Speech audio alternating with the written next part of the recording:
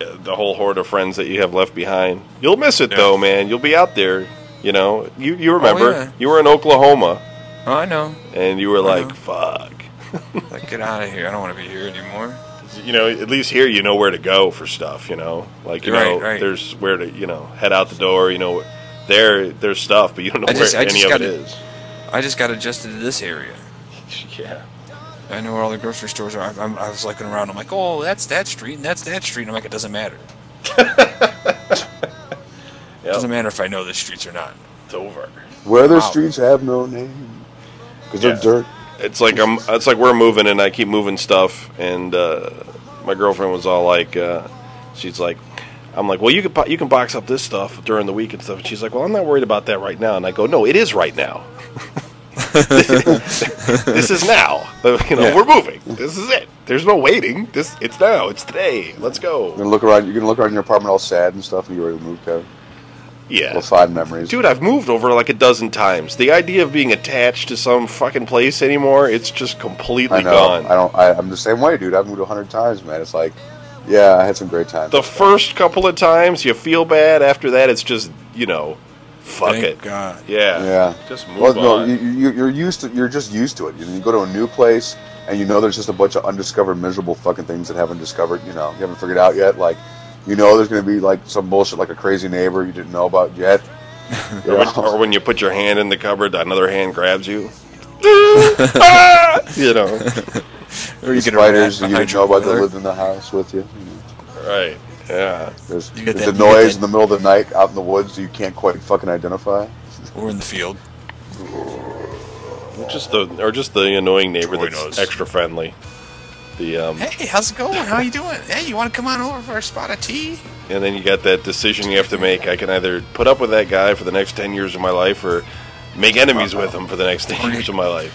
You're going to have the neighbors like I had back when I lived with The Rock. You remember those neighbors? Yeah, the ones he fought in the hallway or whatever. Dude, if you weren't asleep, you would have seen it. I swear.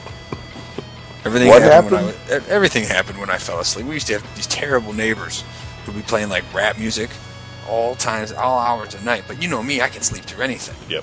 So it never really bothered me. But it always bothered The Rock, and he was always yelling and screaming at these people. He's always like, "Shut up!" screaming through the ceiling at like 2 in the morning.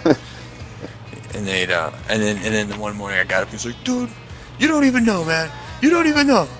I went out there. I said, you know what? I can't take it anymore. I'm going up there and I'm talking to him."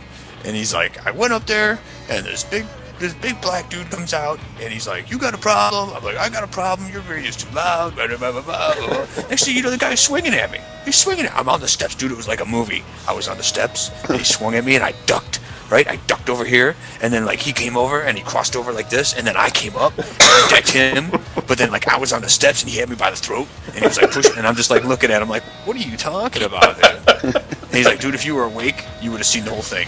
You would have been there. Yeah. And I was like, you're crazy. You never know if that guy was telling the truth about shit or not. Like, you're just kind of sat there, and you look at him, and you go, that's an interesting story. I'm not sure it really happened to you, but yeah. And then, you get all if he you don't believe me, his voice, you don't believe me, his voice get all high like mine. Yeah. Like when he put the dog down, that crazy story. Yeah. And the kid's crying. I got this kid crying next to me, and I'm like, I'm sorry, I got to kill your dog. Yeah, he's driving home from work. The story's so ridiculous. He's driving home from work, and a dog runs out and gets hit by a car, like right in front of him or something. And these kids run up, and they're all looking at the dog. And the dog's like all convulsing, I can't dying and stuff. Right. Go on, Don. You tell it, man. I can't do it. And he's like, this poor dog. He's one of those people, like, if you see a dog half dying in the road, kill it, put it out of its misery,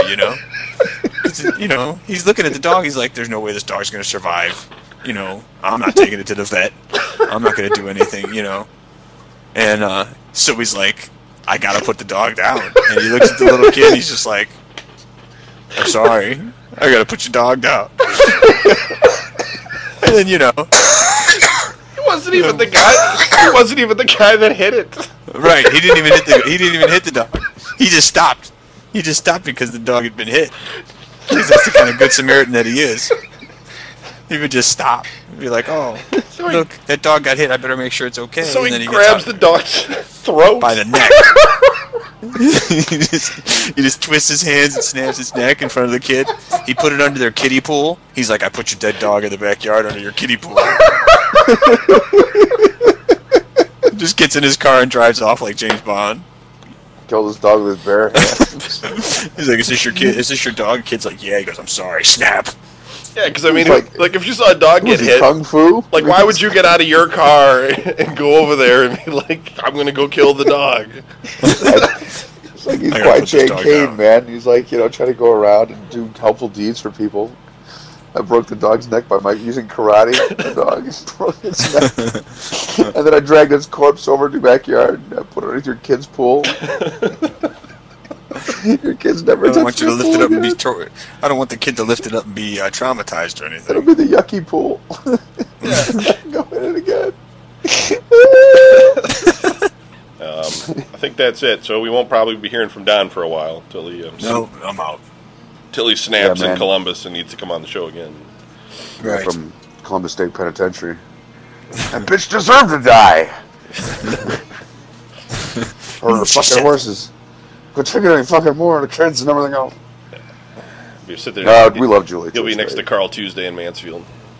Awesome. No, man. She's not And there he won't anymore, dude. remember I told you either. to come over and fix my toilet the other Oh, day. it was just a joke. Like when he broke out, because he Right. sharpened his spoon and stabbed a guard. I don't see Carl Tuesday doing that. Oh, he did it, dude. Yeah, I saw his wanted post. he's We changed. saw his wanted poster in the post office. We saw I do. We made a fake one. They're after him. You've been listening to Video Game News Radio. If you'd like to send us an email, write to radio@videogamenews.com. For more information and our archive of past shows, be sure to check out the website at www.medispective.com. The design compliments of digitalalias.net. Game rentals are provided by intothegame.com. You can listen to us every Tuesday on the allgames.com radio network or through our podcast feed. Listen in every week for more insight into interactive media from three guys who aren't paid off by the corporate industry, but we'd like to be. Good night, and thanks for listening. Peace. Better days. Oh, yeah.